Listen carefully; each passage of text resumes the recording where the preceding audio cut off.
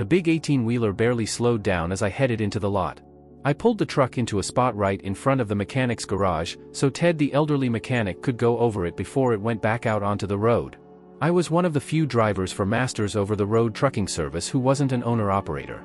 If I played my cards right, I would be very soon. I had just enough money saved up for a Kenworth truck that I'd had my eyes on for a while. My name is Charles Bennett. My friends call me Chase. I hate being called Chuck, Chaz, Charlie, CB, or any of the other countless nicknames people try to hang on to me. I simply don't respond to them. My mother started calling me Chase when I was 5 because that's all I ever did was to chase things. It could be my dad, my brother, any girl I liked from school, or even the dog. I loved to chase them down. It kind of stuck and I've been Chase ever since. I opened the curtains to the sleeper compartment on the truck to let my passenger and current sidekick know that we were home. "Evie, get your ass out of there, or I'm leaving you here," I yelled. The figure on the sleeper's bunk continued to lightly snore, with no change in volume or tone. I smiled and then reached into the sleeper's small fridge and got a bottle of ice-cold water. I removed the cap and then raised an arm above the slumbering figure with a wicked gleam in my eye. As I began to tilt the bottle, mere inches away from seeing the chilled water cascading from the bottle, she spoke. "Chase Bennett, how many molecules are in one drop of water?" she asked. The voice was medium-pitched, too high to be a man's but on the deep side for a woman's. And it was smoky and kind of scratchy at the same time.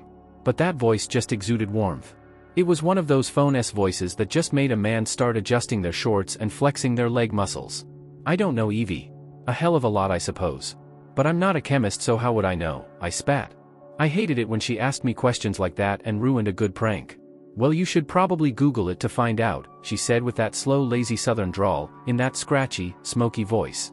"Because whatever that number is, that's how many days it's gonna be before you get any, if even one drop of that F water falls on me," she said. Even as she said it, I noticed that her body had not moved an inch, her eyes were still closed and she was still snuggled under the thick blankets we kept in the sleeper. She was facing me and a few strands of her raven's wing black asymmetrically cut hair were across her face. Her skin was pale and a few freckles dotted across her nose and her upper cheeks.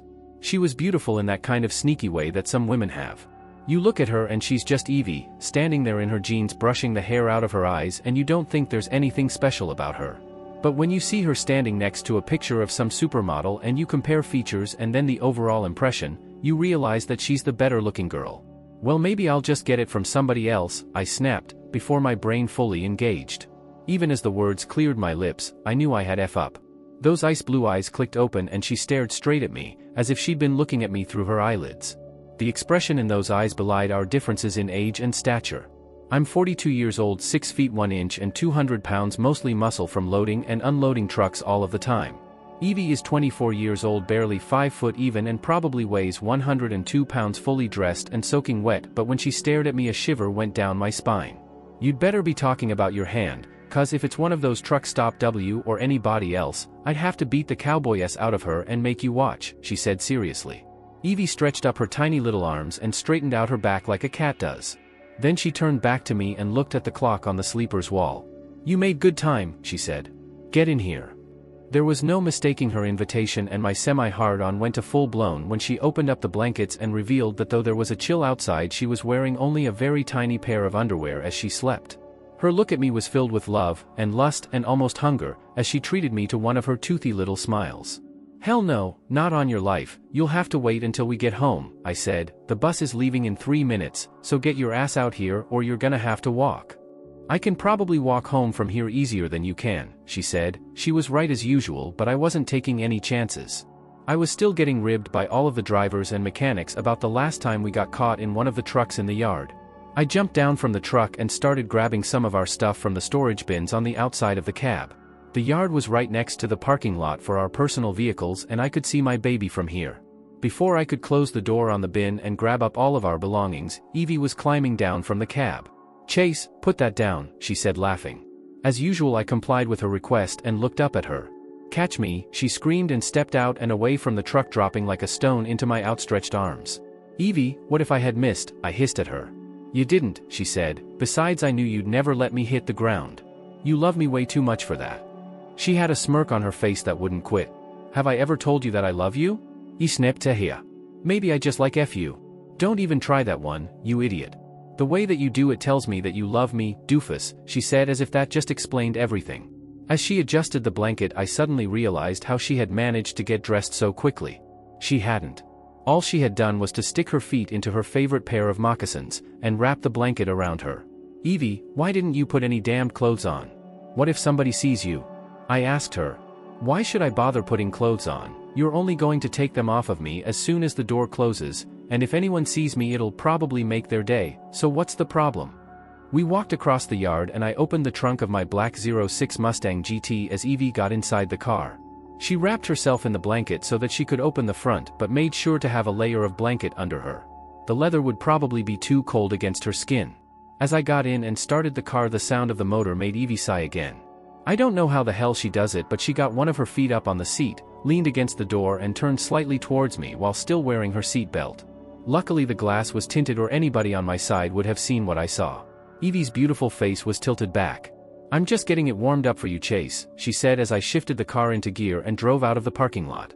I barely avoided speeding tickets as I quickly drove towards our small rented house in Virginia Park. Our house as usual looked deserted. We were on the road far more than we were home. Almost before the car stopped moving, Evie was out of it and advancing towards the front door, still wrapped in the blanket. As I locked the door and turned towards the trunk of the car, I noticed the blanket slipping out of the corner of my eye. I forgot about the stuff in the trunk and ran towards the house. There was no one around that I could see, but just in case. Evie was mischievous to say the least. She would have no qualms at all about stripping down in the front yard even if the neighbors were out. I also knew that several of our neighbors had binoculars and telescopes just for that reason. I reached her just as the blanket dropped and put it back around her shoulders. "Spoilsport," she pouted up at me. I quickly opened the door and ushered her into the house and slammed the door behind me. Even as I turned to see where she was going, I noticed the blanket on the floor in the entrance to our living room. A few more steps and underwear were on the floor. "Start a fire," said Evie, smiling at me from the big fake bearskin rug in front of the sofa. "I thought you already had it warmed up," I smirked. "I meant in the fireplace, doofus." "I'm cold," she said. I quickly ran over to the fireplace and grabbed the packet of fire-starting twigs. I lit a few of them and watched for a few seconds as the bigger logs started to catch. As I made sure the fire would stay lit, I closed the drapes. "Chase, get those clothes off," she snapped and started crawling over towards me. I opened up my shirt slowly as if I couldn't remember how to work the buttons. Evie pulled my shoes off and launched them across the room. "Chase, remember when we went to that baseball game a couple of weeks ago?" she asked. "Oh yeah, I missed half of the damned game trying to find you food, and then when I got back with the most beautiful Chicago hot dog ever made, you bit it and said you've had better." I smirked as the feeling in my member increased until there were tiny tingles going through it. Chase, the baseball game was boring," she said, smiling. "I was trying to give you a hint. When I said I wanted a hot dog, this is what I wanted." I felt a buzzing in my spine, but it turned out to be my cell phone in the pocket of my jeans was under my back. "If this is one of your truck stop I'll cut this off," she snapped. "Don't answer the phone. Let it go to voicemail," I croaked. Eve pushed the answer button and spoke into the phone. "Hey Pam. Yeah, we're home already." "Okay, I can hold on for him," she said, winking at me. She smirked down at me as she started talking into the phone. "Hey Bill, how's it going?" she said as I shook my head no. "Hell yeah, we can come right back for that kind of money." "Oh, we were just doing it.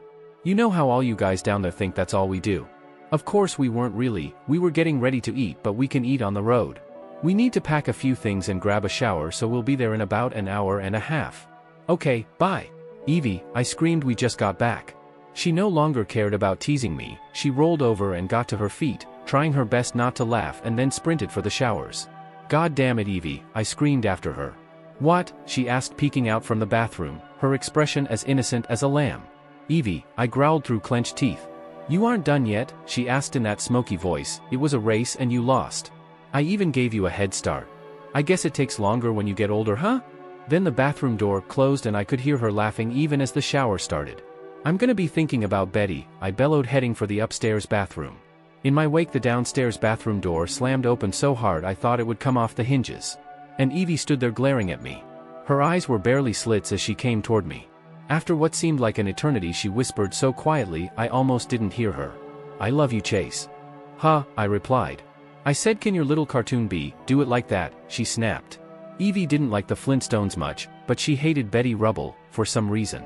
Maybe it was because with her inky black hair and beautiful eyes people always compared them. But for me, mentioning Betty worked every time. We took a shower together and gently washed each other off, then packed fresh clothes and headed right back to the truck yard. We drove her car because my Mustang was put up for the winter, since it would probably snow sometime in the next few days. "Evie, where's he sending us this time?" I asked as I picked our big duffel bags. "Eve only packed the big bags when we'd be away for more than a few days." "I don't know exactly, but it's in Michigan, so it's gonna be a haul. That's why I packed for cold weather," she said, as she slipped her little hand into mine. In her quieter moments Eve took every opportunity that came to touch me. Even as she said Michigan, the hairs on the back of my neck stood up, and I tried very hard not to give anything away. This job, depending on how much it paid, might give us enough money to buy our truck, but I was thinking about passing on it already. "Evie, are we ever going to settle down?" I asked seriously. "Not until you're ready," she said, pulling on her sunglasses and smiling. "How will I know when I'm ready?" I asked again. "I'll tell you," she said, wrapping my arm in hers and leading me to the door. Evie and I drove back to the yard and went into the office. Bill hugged Evie and shook my hand. "Okay, this is a good news bad news situation," began Bill. "It's a long trip, so you'll be on the road during Thanksgiving. But it pays nearly double your regular rate. So that should give you everything you need to get that Kenworth that you've been whining about for months." "What's the bad news part?" asked Evie, seriously. "You know, being on the road away from home during the holiday. That's why it pays so much, and also why I didn't want to have to send one of the guys with a family," said Bill quietly. "I am his family," snapped Evie, "and honey, I can't cook at all, at least not on a stove. That is seriously not why he loves me," she continued. "We're just as much at home on the road as anywhere else, so don't even worry about it." "Where are we headed?" she asked, smiling at him. "It's a cake run. You don't even have to help them unload furniture and medical supplies to a place in Michigan called Shady Acres Retirement Home," laughed Bill. "That sounds like that TV show. The one where the rich people move out to the sticks," laughed Evie. "That's Green Acres, girly," laughed Bill as he handed Evie the paperwork and the information about the location. They were both having such a good time that neither one of them noticed that I was still standing at the desk as stiff as a statue. My eyes were locked open and I had nearly stopped breathing. "What's wrong, Chase?" asked Evie, looking back at me. "That's an easy one to figure out," said Bill. "He just realized that now that he has enough money to buy his own truck, he can't put off marrying you any longer." "We are not getting married," snapped Evie. "Why not?" asked Bill. "Well, mostly because Chase hasn't asked me," she said quietly, "and we're not like that anyway." The somber tone of her words killed the happy mood in the room. Actually, the mood had started to die as soon as he'd mentioned the retirement home. "What do you mean you're not like that?" asked Bill. "We're just friends and business partners," said Evie. "I think everyone gets the wrong idea about us. Our friendship just comes with certain benefits. But that's all it is." Bill broke out laughing and fell down on the sofa in his office. "What's so damned funny?" asked Evie. Bill looked up at her and stopped laughing, and asked her, "Evie, do you ever ride with any of the other truckers?" "Of course not," snapped Evie as if she'd been insulted. "I know that any or all of them, including the married ones, would jump at the chance, whether or not that included the fringe benefits. Shit, I'd start driving a truck again and have Elaine beat my ass, for a chance to ride with you." "Does Chance even pay you?" asked Bill. "No, not exactly," said Evie. "So why do you ride with him?" asked Bill again. Before she could formulate an answer, Bill turned to me. "Chase, can Evie take turns driving with you?" he asked me. "Does she help you much when you have to unload? Can she read a map well enough to navigate for you when you hit those stretches of roads where you can't use your GPS?" he asked me. "Let me guess, when you pull into a truck stop for a little R&R and you see one of those truck stop Bettys, Evie just makes room for her in the sleeper, or does she go and eat while you surrender to your baser urges?" asked Bill. "And all of the reports I get of her tearing up property or starting fights with waitresses who looked at you must not be true." "Well, speak up," he said. "You ride together, you eat together, God knows you sleep together, and pretty often from what I've heard, you live together. Hell, you finish each other's goddamned sentences," he said, putting his hands on his belt. "I don't care what you call it, but in more ways than one, you two already are married, so deal with it," he spat. "Now get out of here and go to Detroit," he said, ending the conversation. The truck we drew for the trip was a big Freightliner with air ride suspension. It was a really nice rig and the sleeper was huge compared to what we were used to. We'd stopped off and got plenty of road snacks and drinks, and would pick out spots to eat and refresh ourselves from the lists of restaurants on the GPS. As we pulled out of the yard, I think Evie could tell I needed to think, so she just kissed me on the cheek and got into the sleeper for a nap. Eve would nap for a while and then come back to keep me company and watch with me when it started to get dark and we needed the extra pair of eyes. "Are you part cat or something that you need to sleep nearly all damn day?" I snapped at her as we got onto the freeway. She knew that this was just my way of breaking the ice and starting us talking again after my quiet time. We'd been together long enough for Evie to know when something was bothering me. She also knew that there were some things I just had to work out for myself. "Well, I don't want to get you upset, Chase, but something happened to me while we were at home," she said. "What?" I asked, wondering what could have happened. "We were together the whole barely 3 hours that we'd been home. A big bad man made me all tired and tingly," she said, smirking at me. "So I need to get some rest in case he tries to do it again." "Do you think he might?" I asked incredulously. "I don't know," she said, "but Chase?" "Yes, Evie," I replied. "I want him to, because I liked it." "I like it a lot," she said, kissing me again. Shady Acres Retirement Home. 72-year-old Malcolm Martin was leading the new guy, Brad Stevens, around the facility. He stopped and showed him where everything was located and how to find things he might be interested in. Shady Acres was a pretty big place, with a lot of amenities, and Malcolm loved being its unofficial tour guide. It gave him a way to meet new people and help them become acclimated, and also gave him something to do. Though Malcolm was himself a resident, not an employee, he had regular duties that if he didn't do them, wouldn't get done. Many of the residents considered Malcolm the mayor of Shady Acres. Malcolm had showed Brad, who was pretty lively for an 80-year-old, all around the complex and the entire building from top to bottom. He'd saved this part of the tour for last. A long time ago, this would have been the best part of the tour, but for the past 3 years it was the worst. If Malcolm had started here, Brad might not have stayed. Malcolm knocked on a large imposing wooden door with a plaque attached to it. The plaque read, "Directors," and there was one name under it. The space below that name was blank, but it was obvious that there had once been another name there. Malcolm didn't wait for an answer to his knock, he just turned the knob and pushed the large door open. Until about 3 years ago, this door was never closed.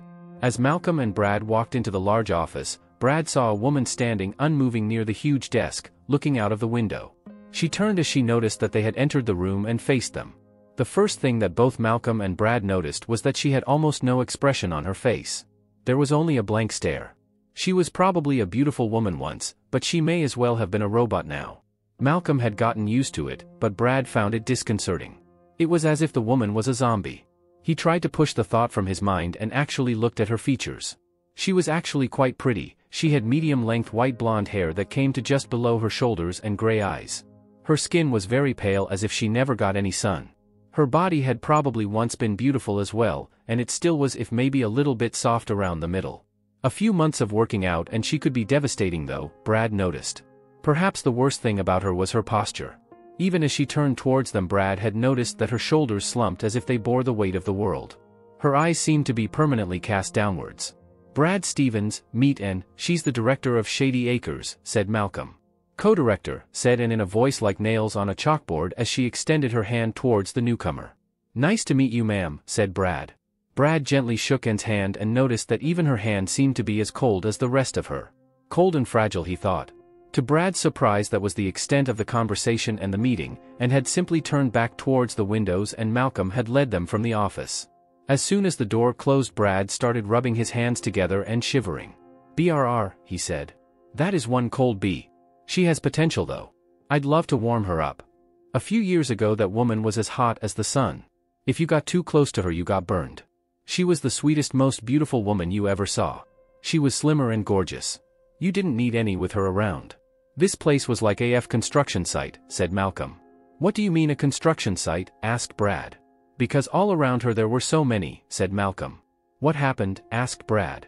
"A tragedy in her personal life that I won't go into, caused her pilot light to go out," said Malcolm. "This place is nice, but it's nowhere near as great as it was." Back inside the office, the phone on Anne's desk started ringing. She looked at the display and saw that it only had 3 digits in the ID field. That meant that it was an internal call. She reluctantly picked up the phone. "Hello," she said listlessly. "And, there's no way I'm going to be able to handle all of these people for Thanksgiving if we don't get more tables and chairs. The med lab needs supplies too, and the grounds crew won't be able to handle the snow we're supposed to get by Wednesday. We have to do something," said the voice coming from the phone. "Don't worry, Claudia, everything has already been ordered. I'll email you the manifest if you want. The truck is supposed to be here by Wednesday morning. That'll be plenty of time for you to set up the tables and the grounds crew to handle the snow. If we get any," said Anne, hanging up the phone. She turned back towards the windows, and in her crisp white blouse and gray skirt could easily have been mistaken for a statue or an ice carving. I heard a yawn from the sleeper and smiled. I imagined Evie putting her precious iPad in one of the storage bins in the sleeper. She'd probably start taking off her clothes soon. As if in response to my thought, a feminine arm reached out of the sleeper and deposited a pair of underwear on my shoulder. "Those will give you something to think about while you drive," said Evie. "And I don't want you playing any of that music of yours while I'm trying to sleep. Find me some Taylor Swift." That's the problem with living with someone who's younger than most of my socks, I thought. She has no taste in music. As soon as I heard Evie start to snore, I started scanning the radio dial for some music to drive to. I heard an old familiar tune that I knew Evie would hate, but I kept the volume down, and frowned as the rich mournful voice of the singer came through the speakers and threatened to pull me into his melancholy mood. Searching through the fragments of my dream-shattered sleep. I wonder if the years have closed her mind. A flurry of layered guitars oozed out of the stereo, matching the tears rolling down my cheeks. I was totally lost in the emotions the song had dredged up. It was a good sadness, just the kind I needed to vent some of the pent-up emotions that had sprung free at the thought of going back home. Unfortunately, it was short-lived, as the mood was shattered by a scratchy, smoky voice from the sleeper. "Chase, goddammit, turn that off. Nobody died, so there's no need for a funeral. If you have to listen to that, at least play it backwards, so you can get your dog back, and your truck back, and your house back," said Evie. "Find me some good goddamned music. Something with AF pulse." Despite my frustration, I had to smile because Evie never let me wallow in sadness. She always cheered me up no matter what. And though I'd never actually said it, I hoped that she knew I love her, with all of my heart and soul. I decided that instead of dreading what might never happen, I'd concentrate on the good things. Things like finishing this haul, and buying my truck. Evie and I would still work for Bill, but we wouldn't have to pay that hefty rental fee for using one of Bill's trucks. Of course, if the truck broke down, we'd have to pay for it ourselves, but we'd stand to make a lot more money overall. And maybe we could really settle down. I couldn't believe I was even thinking that after what happened last time. I knew that Evie thought of me as her savior, but in reality it had been she who had saved me in more ways than one. As she snored in the sleeper, I thought back to our meeting. I'd been just about to pull out of a truck stop in Wichita when a figure had dashed across my path. The small form was running as fast as she could, but was being gained on by two bigger ones. I jumped down from my cab and did what I do best: I chased them. As I caught up to them, the figure they were following had tripped. They never got to her though, because I had grabbed them both by their collars from behind and pulled them off their feet. Then I got between them and the smaller figure and balled up my fists. I was bigger than either of the two men. They got up sputtering and fuming, with one of them holding up his hands like they were knives. I had gone through some martial arts training when I was in the army, and I didn't like the way the guy was standing.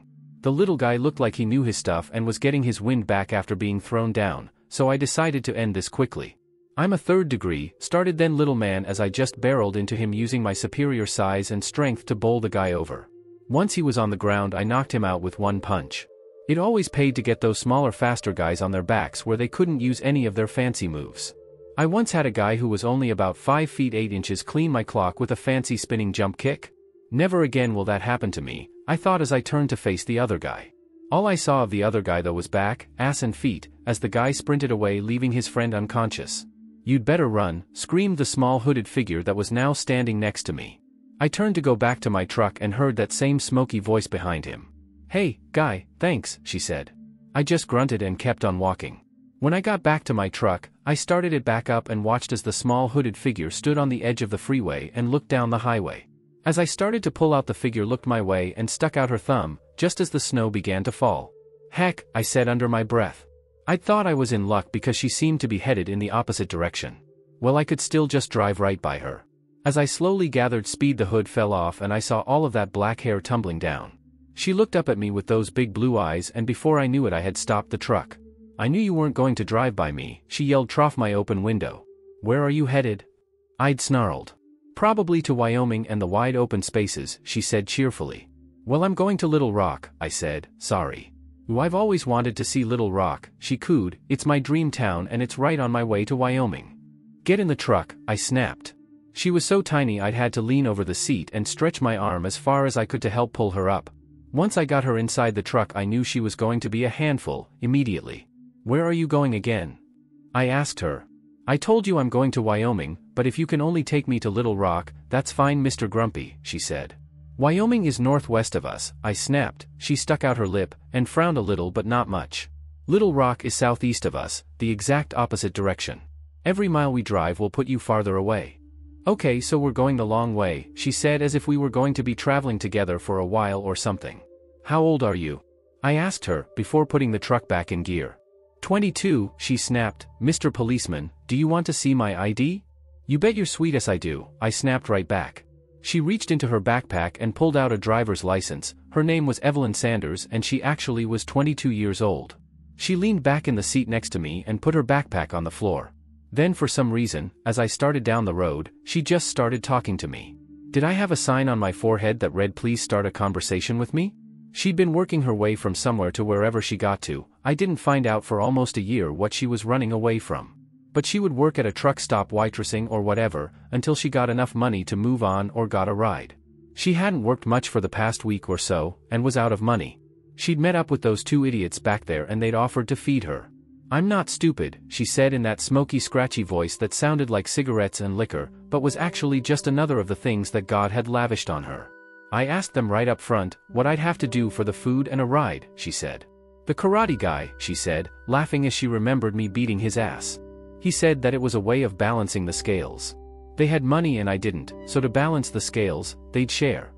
Later on I found out that I was expected to balance the scales too, she continued. I have it, and they don't, so I was supposed to share. She turned and looked at me as if she was taking inventory or something and I couldn't look at her and drive so I averted my gaze. She giggled a little and then leaned back and closed her eyes. How'd you know? She asked. How did I know what? I replied. That I have a really sweet ass, she said. It's covered by my jacket, but it is really sweet. That was 2 years ago and we haven't looked back since. We did initially have problems. We both had trust issues to overcome. Her issues stemmed from escaping an abusive family. And mine were from just mistrusting everyone, especially women. She seemed to trust me up to a point, from the beginning though, but beyond that initial level took weeks. It was nearly a month before I stopped asking her if she wanted to go our separate ways at the next town. That was the start of our first argument.